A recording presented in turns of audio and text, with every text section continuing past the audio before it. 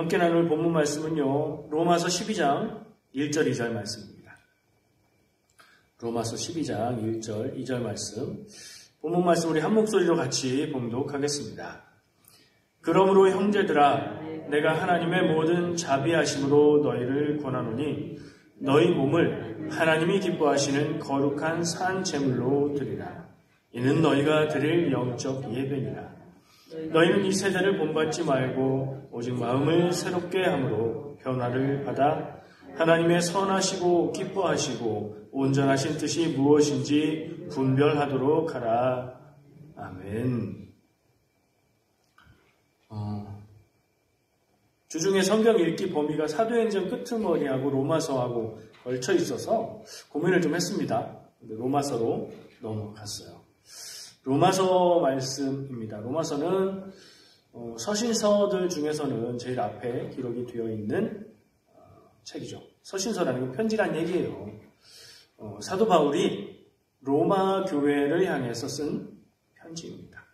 사도가, 목회자가 교회에게 편지를 쓰면 무슨 얘기를 썼겠어요? 믿음의 얘기들을 썼겠죠. 이 로마서는 사도 바울이 로마 교회에 쓴 편지라는 게 첫 번째 기억할 것이고요. 두 번째는 다른 서신서들, 편지들이 많이 있잖아요.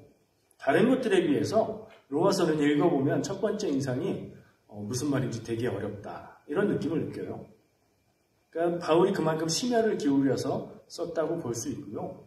구원과 믿음에 대한 바울이 교회에 전하고 싶은 그 깊은 말씀을 전한 내용입니다. 그래서 교회는 로마서를 주목할 수밖에 없어요. 그런 구원에 대한 사도 바울의 신학적인 정리가 담겨있는 책, 편지다, 이렇게 생각해야 돼요. 중요하니까 여러 번 읽으라는 건지, 제가 매일 공동체 성경 읽기를 통해서 보면서도 되게 말이 어렵다, 문장이 되게 어렵다, 그런 느낌을 받아요. 여러분 어떠셨어요? 로마서를 읽을 때 막 너무 재밌고 즐겁고 그러십니까? 그 로마서의 문장 하나하나에 담겨있는 그 깊은 뜻들을 다 헤아리면서 우리가 읽을 수 있으면 기쁨이 있을 거예요. 근데 그게 좀 쉽지는 않죠. 로마서는 좀 어렵다, 그런 느낌을 받고요. 그건 또 반대로 바울이 얼마나 깊게 이 주제를 고민하고 고심하고 깊이 묵상하고 그것을 담아 썼는지를 알게 하는 것 같아요. 그러니까 로마서가 읽기에 좀 쉽지 않더라도 한 문장 한 문장 우리가 곱씹어 가면서 읽고 묵상하면 우리의 믿음에 한층 성숙한 그런 양분이 될 거라고 생각합니다. 오늘 말씀은 어렵지 않은 바울의 말씀들 중에 어렵지 않다고 느껴지는 부분, 그리고 좀 표현이 잘 와 닿는다 생각되는 부분을 선택을 했어요. 말씀에서 어떤 부분이, 본문에서 어떤 부분이 기억이 나십니까? 너희 몸을 하나님이 기뻐하시는 거룩한 산 제물로 드리라. 명확하게는 모르겠지만 나 자신을 하나님 앞에 드려라 라고 하는 얘기 같아서 마음에 좀 와닿기도 하고, 내가 그렇게 해야지 다짐도 되고 그러죠. 그리고 이렇게 이어서 말합니다. 이는 우리가 하나님 앞에 내 몸을 거룩한 산 제물로 드린다면 그것은 우리가 하나님께 드릴 영적 예배가 된다. 그렇게 얘기를 하고 있어요. 그리고 저는 이 말뿐 아니라 2절 말씀까지 같이 본문으로 삼은 것이 이 말씀의 흐름상 보니까 완전히 그렇다고 제가 말할 수는 없지만 이 1절에서 말하고 있는 몸을 산 제물로 드리는 그런 영적 예배의 예를 얘기하고 있는 것 같은 느낌이 들었어요. 2절 말씀은 이렇죠. 너희는 이 세대를 본받지 말고 오직 마음을 새롭게 함으로 변화를 받아 하나님의 선하시고 기뻐하시고 온전하신 뜻이 무엇인지 분별하도록 해라. 분별한다는 건 구별해서 안다는 얘기잖아요.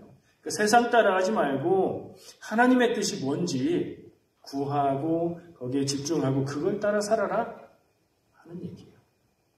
그게 아마도 바울이 로마교회 성도들, 그리고 이 로마서를 읽는 성도들에게 말을 하고 있는 하나님께 드려야 할 예배, 우리가 지금 예배하고 있죠. 우리가 드리는 예배에도 적용해 볼 수 있고, 이런 예배 외에 내가 내 몸을 하나님께 제물로 드린다고 표현한 이 내용도 생각해 볼 수 있을 것 같아요. 몸을 산 제물로 드려라. 무슨 얘기인가 좀 한번 생각해 볼 필요가 있죠. 나를 하나님께 드려라 라는 얘기로 일단은 받아들여집니다. 그러면 제물은 무엇인가를 생각해 볼 필요가 있어요. 왜냐하면 이 편지를 쓴 사도 바울도 원래 유대인이었고 예수님도 유대 민족 가운데 구원자로 나셨고 교회가 처음 시작한 것이 유대인들을 중심으로 시작이 되었고 물론 나중에는 세계를 향해서 그 중심이 변해갔지만요. 그러니 구약 성경에서 말하고 있는 제사, 제물 이게 뭔지를 알아야 바울이 하고 있는 말이 조금 더 깊게 다가올 것 같아요. 자, 여러분들 구약 성경을 읽으면서 성경에 대한 얘기들을 들으면서 제사, 제물 얘기 많이 들으셨죠. 이게 예수님이 십자가에서 죽으심이 제물이 되어서 우리를 구원한다. 이것과도 깊이 관계가 있기 때문에 알아야 될 필요가 있어요. 자, 제사는 무엇인가? 제사는 뭘까요? 성경에서 말하는 제사요. 우리가 한국 사람들이 유교 전통에 따라서 드리는 조상 제사 말고요. 하나님 앞에 제물을 드리는 제사는 뭘까요? 무엇을 위한 것일까요? 이런 것들을 좀 생각해 볼 필요가 있죠. 이스라엘에서는 유다에서는 예루살렘에 성전이 있을 때까지 성전이 무너지고 파괴되고 제사장들이 흩어지는 일이 생기는데 그 전까지 성전에서 하나님 앞에 제사를 드렸습니다. 그리고 이 제사에 하는 것은 동물을 죽여서 그 동물을 제물로 하나님께 드리는 것이었고 그 제물을 제단에서 불에 태우는 것으로 드렸습니다. 여러 가지를 얘기할 수 있는데 죄라는 것을 중요하게 생각해야 됩니다. 죄의 문제, 죄를 지으면 하나님과 멀어지고 하나님의 백성으로 살 수 없게 되기 때문에 하나님의 백성이 하나님의 백성으로 살 수 있도록 하나님이 마련해 주신 제도가 이 제사인데 이 제사는 제물을 죽여서 드림으로 내 죄가 해결된다고 하는 것이에요. 왜 그럴까? 그거 생각해 보셨어요? 우리가 늘 익숙해서 동물을 하나님께 드린다고 죽여서 태우는 것이 내 죄의 문제가 해결된다 하는 걸 그냥 자연스럽게 받아들일 수 있는데 저 동물이 죽고 태워지는 것이 내 죄의 문제에 어떻게 관계가 있는가? 내가 죄를 짓고 내가 하나님을 떠났고 내가 정결하지 못한데 왜 죄 없는 저 동물이 죽어서 내 죄를 해결해야 되는가? 질문을 좀 해볼 필요가 있어요. 뭘까요? 내가 죽을 수 없기 때문에 그래요. 그렇죠? 하나님이 하나님의 백성이 죄를 떠나서 살아야 되기 때문에 죄로 하나님과 멀어지지 않아야 되기 때문에 죄의 문제를 해결해야 되는데 죄는 죽음으로 생명으로 해결해야 되는 것 이어서 그게 죽음으로 해결해야 되는데 죽으라고 할 수는 없는 거잖아요. 그러니 다른 방편을 주신 것이고요. 그래서 유대인들이 이스라엘 사람들이 제물되는 동물을 데리고 성전에 가서 제사장 앞에서 뭘 하냐면 제물되는 동물에게 안수하는 일을 합니다. 여러분 안수 뭔지 아세요? 손을 얹는 행위예요. 교회에서는 주로 목사님들이 손을 얹고 기도하십니다. 목사님의 능력이 아니고 하나님의 능력이 이것을 통해서 전해지기를 그런 의식이에요. 그러면 죄 지은 사람이겠죠. 죄에 문제가 있는 사람, 정결하지 못하게 된 사람이겠죠. 그 사람이 제물인 동물을 데리고 가서 제사장 앞에서 안수하는 이유는 뭘까요? 내 죄가 동물에게 전해지게 하는 의식인 거예요. 안수해서 원래 내가 죽어야 되는데 내가 죽을 수 없으니 동물에 내 죄를 전가해서 그 동물을 죽게 하는 거예요. 그러니 제물을 죽여서 불에 태우는 행위는 곧 의미를 생각해 볼 때 내가 나를 죽이는 행위인 거예요. 그런 것까지 생각해 보면 하나님이 주신 제사라는 방법, 제물을 드림으로 하나님 앞에 죄의 문제를 해결받는다는 이 방법이 어떤 의미인지 우리에게 다가올 겁니다. 그래서 신약 시대에 그것으로 다 해결되지 않는 문제까지 와서 하나님은 예수 그리스도의 제물 되심을 통해서 모든 인류의 죄의 문제를 풀어주시는 거예요. 그래서 그것을 믿고 그 믿음을 고백하면 그 예수님의 죽으심이 여전히 유효해서 그래서 우리는 죄 사함, 하나님께 가까이 나아감, 하나님의 은혜의 대상이 되는 거예요. 자, 제사는 그런 건데 자, 이제 바울은 이 시대, 지금 바울이 편지를 쓰고 있는 시기는 언제예요? 구약 시대는 이미 지났고요. 그죠? 예수님의 시기도 좀 지났죠. 예수님이 십자가에서 죽으시고 부활하시고 교회가 생겨난 시대. 이때가 해봐야 기원 후 한 100년 앞뒤예요. 한 50여 년쯤 되면 교회들이 어느 정도 모양을 갖추고 교회들이 큰 규모로 성장을 하기 시작하고요. 그래서 제일 먼저 써진 편지나 복음서들이 한 50년 정도에 써졌다고 생각을 하고요. 계속해서 교회가 번성하면서 한 100년 정도까지 교회가 형성되면서 교리가 생기고 믿음의 고백들이 정리가 되고 성경 신약에 나오는 책들이 한 기본으로 100년 정도까지 써진 책들이에요. 그런 시대에 바울은 유대인으로서 이 제사를 알고 있지만 이 제사는 지금 못하고 있거든요. 왜 못하죠? 아까 얘기했죠. 제물을 드릴 수 있는 성전이 없어요. 제사를 주관해 줄 수 있는 제사장이 없어요. 왜요? 유다까지 멸망하고 포로로 끌려갔다 오는 70여 년의 기간 가운데에 자기의 가문과 혈통과 전통과 성전은 무너졌고 제사를 행할 수 있는 사람들도 가문을 잃어버린 사람들이 많고 돌아와서 그들 중에 제사장을 찾아서 하려고 해도 제사할 수 있는 장소가 없어요. 그래서 제사는 행해지지 않아요. 그럼 무엇을 하고 있느냐? 새롭게 생겨난 제도가 포로기에 회당이라는 제도가 생겼어요.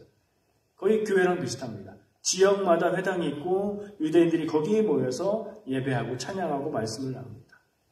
유대인들의 교회다라고 생각하면 돼요. 이 시대는 회당 중심으로 유대인들이 신앙생활을 하던 시대예요. 물론 그들은 제사를 알고 있죠. 그래서 바울은 동물을 잡아서 드리는 그 제사가 아닌 다른 제사를 얘기해 주고 있는 거예요.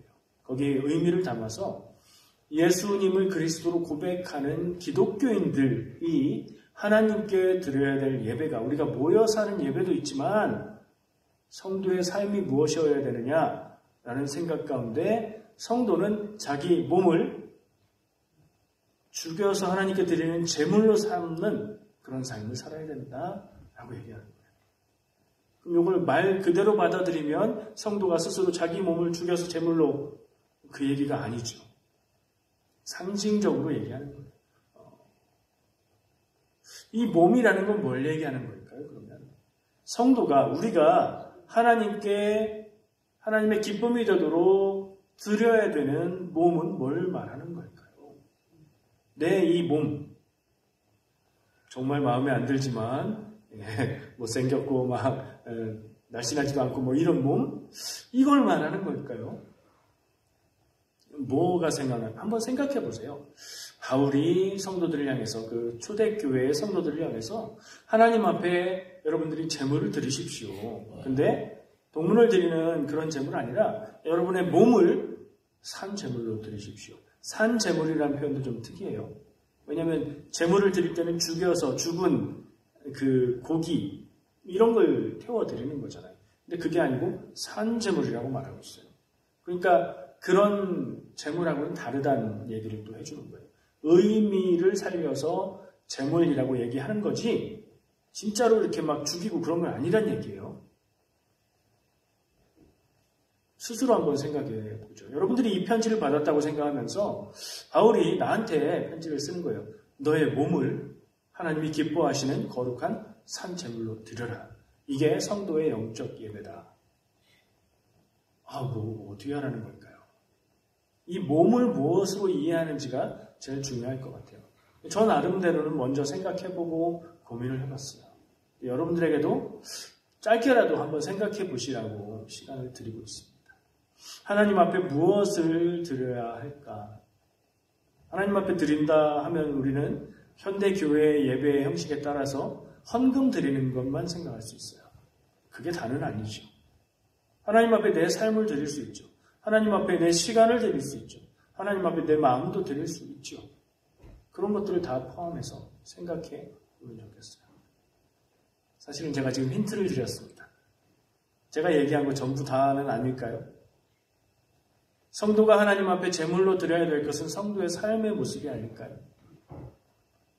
성도의 마음이 아닐까요? 성도의 시간이 아닐까요? 거기에 물론 현대인들이 가장 소중하게 여기는 물질, 재물 들어가겠죠. 그러나 그게 다는 아닐 겁니다. 바울이 말하는 하나님 앞에 산 제물로 드려야 하는 성도의 몸이 무엇일까? 답을 안 줬으니 우리가 정확하게 알 수는 없어요. 근데 생각해 볼 수는 있죠. 내 사는 삶의 태도라고 하면 어떨까요? 성도로서 사는 삶의 태도, 그것으로 내가 하나님 앞에 산 제물이 되어서 살아간다. 괜찮은 것 같아요. 그렇죠? 그럼 생각해 봐야죠. 나는 세상에서 어떤 태도로 살아가고 있나? 하나님의 뜻에 따르는 삶인가? 나의 만족을 추구하면서 사는 건가? 만족을 포기하라는 건가? 생각해 볼 수 있을 거예요. 여러분들은 어떻게 살아가십니까? 저는 여러분들의 교회에서 모습만 압니다. 굳이 교회 밖에서의 모습을 알려고 하진 않습니다. 어떻게 살고 계십니까? 여러분이 알고 하나님이 아십니다. 하나님께 드릴 거룩한 산 제물이라고 할 만한 삶을 살고 계십니까? 아닌 것 같으면 고민해 봐야 되지 않겠습니까? 내가 하는 말들은 어떻습니까?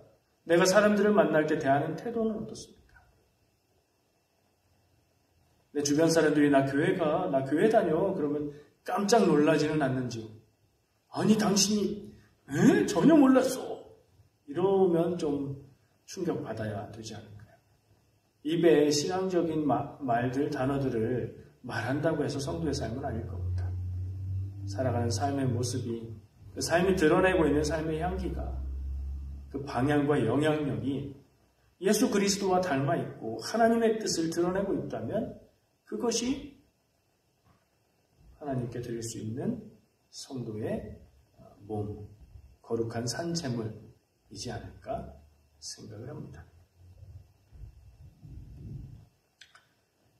거룩한 인생, 구별되는 인생, 하나님을 믿어서 예수님을 믿어서 뭔가 다른 인생을 살아야 되겠습니다. 더 단순하게 말하면 그것은 곧 형제 간에 서로 사랑하고 내 육신적인 형제를 포함 믿음 안에서 형제 자매를 서로 사랑하고 그리고 그 밖에 있는 이웃들을 사랑하는 삶이 아닐까요? 누구나 말할 수 있고 누구나 공감할 수 있는 부분일 겁니다. 거기서 멈추지 말고 우리가 나름대로 내가 하나님께 드려야 될 산 제물로 드려야 될 나의 몸 뭘까 생각하고 그것을 아름답게 가꾸어 가면 좋겠습니다.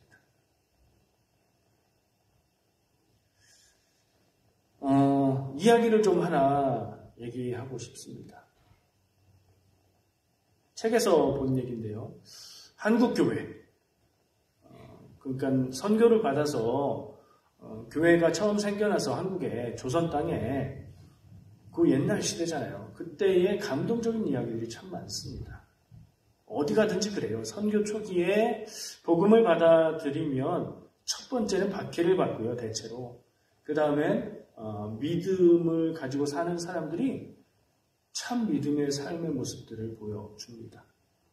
현대에는 어떻습니까? 지금은 교회 다니고 믿음을 사는 사람들이 많아서 익숙하고 그래요. 근데 초기에는 달랐어요.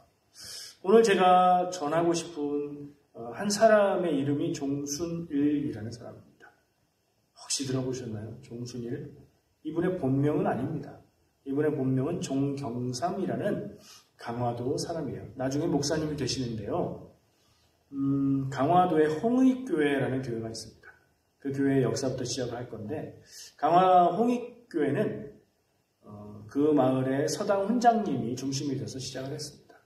그분이 어떻게 믿음을 갖게 됐냐 하면 옆마을 서당 훈장님이 기독교 신앙을 갖고 세례를 받았다는 얘기를 들었습니다. 유학자잖아요, 훈장님은. 이 사람이 내가 아는 사람인데 말도 안 되는 일을 했다. 따지러 갑니다. 따지러 가서 아니 당신은 유학을 가르쳐야 될 사람이 어떻게 이 서양에서 들어온 이런 종교를 믿냐고 따졌는데 그 얘기를 차근차근 듣다 보니까 따지러 간 사람이 오히려 전도를 당해서 그분도 믿음을 갖게 됐어요. 그래서 자기 마을로 돌아가서 신앙생활을 시작했습니다. 그래서 시작된 게 강화도에 있는 홍익교회고 그게 강화도의 두 번째 교회라고 합니다. 그곳에서 사람들이 신앙생활을 하면서 은혜 받고 믿음을 나누고 하다가 이분들이 세례를 한 날 여러 명이 받게 되어서 그때 세례받은 동기들끼리 한 가지 기념하자는 이야기를 합니다. 뭘 어떻게 기념하냐면 이름을 바꾸자. 우리가 한날 한시에 세례를 받았으니 우리가 다 형제 자매니 이름을 좀 바꾸자. 자기 성씨는 바꿀 수 없으니까 성은 놔두고 돌림자를 하나 정하자. 하나님 안에서 한 믿음이니까 한 일자를 끝에다 넣고 가운데 자만 우리가 정해서 이름을 바꾸자. 그래서 그 서당 훈장님 또 같이 세례받은 여러 사람들이 이름을 바꿨다고 합니다. 서당 훈장님의 이름은 그래서 박능일이 됐어요. 원래 성이 박씨고 일자는 돌림자로 하자고 했고 능자를 이제 기도하면서 받은 거죠. 함께 기도하고 그 글자 적은 거를 뽑아서 이름을 정했다고요. 김경일, 권신일, 장양일, 주광일, 그리고 종순일이 된 거예요. 오늘 제가 얘기하고자 하는 그 주인공. 원래는 종경삼이라는 강화도 부자였다고 합니다. 신앙생활을 쭉 하는데 교회에 다니고 그래도 부자가 부자 아니게 되지는 않잖아요. 그 주변 마을에서 그 종순일 씨에게 빚을 안 갖고 있는 사람, 그러니까 돈을 안 꾼 사람이 없을 정도였다고 해요. 서로 이웃끼리 돕고 살고 필요하면 꾸어주고 받고 하니까 그랬겠죠. 신앙생활을 하다가 이 종순일 씨가 성경 말씀을 읽고 은혜를 받게 됩니다. 부자가 빚지고 갚고 이런 얘기 나오는 성경 말씀이죠. 마태복음 18장에 나오는 사람의 이야기를 읽었습니다. 간략하게 말씀드리면 기억 다 하시겠지만 임금님한테 1만 달란트를 빚진 사람이 있었죠. 10,000달란트는 엄청난 금액이에요. 임금님이 그에게 그걸 갚아라. 그는 지금 돈이 없어서 갚을 수가 없습니다. 천천히 갚겠습니다. 봐주시면 갚겠습니다. 막 이렇게 하는데 이 10,000달란트가 너무 크니 내가 탕감해 주겠다. 10,000달란트를 그냥 탕감해 줍니다. 그래서 그 사람이 굉장히 기쁜 마음으로 집으로 갔겠죠. 가다가 자기한테 100데나리온 꾸은 사람을 만납니다. 벌써 단위가 다르죠. 달란트도 단위일 거고 데나리온도 단위일 건데 데나리온은 어떨까요? 달란트에 비해서 아주 작은 금액입니다. 데나리온은 하루 일당 정도 그 정도로 생각하면 될 금액일 겁니다. 100이라고 해도 그것만 가지고는 작은 금액은 아니겠지만 1만 달란트에 비교하면 비교할 수 없는 정도의 금액인 거예요. 자, 이 사람은 어떻게 해야 되겠습니까? 10,000달란트를 방금 탕감받고 100데나리온 자기한테 빚진 사람을 붙잡고 그걸 갚으라고 내놓으라고 따집니다. 그리고 내놓을 때까지 너는 감옥에 들어가야 돼. 감옥에 가둡니다. 이 소식을 들은 임금님이 1만 달란트 탕감해준 임금님이 그 사람을 다시 데려다가 네가 그랬다고 괘씸한 그리고 다시 그를 감옥에 가둔다 하는 이야기가 예수님이 말씀해 주시는 비유 이야기입니다. 이건 돈과 금전 관계에 관한 이야기가 아니라 탕감받은 것에 비해서 작은 것들을 용서하지 못하는 모습을 이야기하시는 예수님의 말씀이었죠. 근데 이 종순일 씨는 부자였고 빚을 많이 빌려준 사람이에요. 딱 자기 얘기 같았던 거예요. 아, 예수님이 지금 나 들으라고 이렇게 얘기를 하신다 하는 느낌으로 그 말씀을 읽은 거예요. 이 선교 초기에 굉장히 이런 감동적인 이야기들을 남긴 사람들의 공통점이 뭐냐면 성경 말씀을 그냥 비유나 이야기나 상징으로 듣지 않고 그 말을 그대로 듣고 고민했다는 거예요. 종순일 씨는 고민에 빠집니다. 내가 이 사람과 똑같구나. 그 큰 재산을 탕감받고 그 작은 것을 받아내겠다고 하는 이 모습과 내가 같구나. 아, 어떻게 해야 될까? 얼마나 고민이 컸을까요? 부자인데다가 빚을 많이 빌려줬고 자기가 가진 재산이 없어져도 그 빚만 걷어들여도 나는 살만하다 생각할 수 있을 텐데 고민이 많이 됐겠죠. 말씀이 도전이 되는 경험이 우리에게 있어야 됩니다. 그 고민 앞에서 이 사람은 결단합니다. 그리고 어느 날 주일 예배를 드리고 자기에게 빚진 사람들을 다 집으로 불러들입니다. 사극 보시면 나오는 장면이잖아요. 빚진 사람들을 다 불러들이면 10중 8구는 뭐예요? 빚을 당장 갚으라고 재촉하는 거죠. 그래서 빚진 많은 사람들이 불안한 마음으로 모였습니다. 근데 이 종순일 씨는 사람들을 모아놓고 이야기를 시작합니다. 그 얘기가 뭐겠어요? 성경 말씀에 예수님이 이런 얘기를 해주셨다 하면서 그 얘기를 사람들에게 얘기해 주시는 거예요. 사람들이 들으면서 무슨 생각을 했을까요? 웅성웅성하면서 이게 뭔 일이야? 저 사람 왜 저러지? 당장 빚 갚으라고 하려고 그러는 거 아니야? 그랬을 건데 그 이야기를 다 마치고 나서 이렇게 말을 했다고 합니다. 오늘 내가 예수 믿고 죄사함 받은 것은 1천만 양 빚을 탕감받은 것보다 크거늘 여러분에게 100냥, 1,000냥을 빌려주고 그걸 받으려 한다면 이는 성경 말씀에 나오는 악한 종이라 할 것이요. 이 시간으로 여러분이 나에게 갚을 빚은 없소 라고 말하면서 빚 문서, 그 종이 자체로 큰 재산인 빚 문서를 다 꺼내다가 그 사람들이 보는 앞에서 불태웠다고 합니다. 이 일에 어떤 영향을 미쳤을까요? 그 일로 인해서 종순일 씨는 망하고 말았다고 그랬을까요? 아니요. 이 일이 소문이 났고요. 강화 지역에 믿는 사람들의 숫자가 늘었다고 합니다. 전도에 큰 영향을 미친 거죠. 기독교인들이 사는 모습은 저런 거래 라는 것이 사람들에게 감동을 주었던 거죠. 이 일이 널리 알려지고요. 우리나라의 최초의 기독신문인 대한그리스도인의 회복에 실린 기사가 있습니다. 그것도 좀 읽어드릴게요. 강화 홍의 교우 종순일 씨가 자기 죄를 하나님께서 용서하여 주심을 깨닫고 무한 감사하며 또 성경 말씀을 생각하고 스스로 가라되 하나님께서 나의 1,000만 양 빚을 탕감하여 주셨나니 나도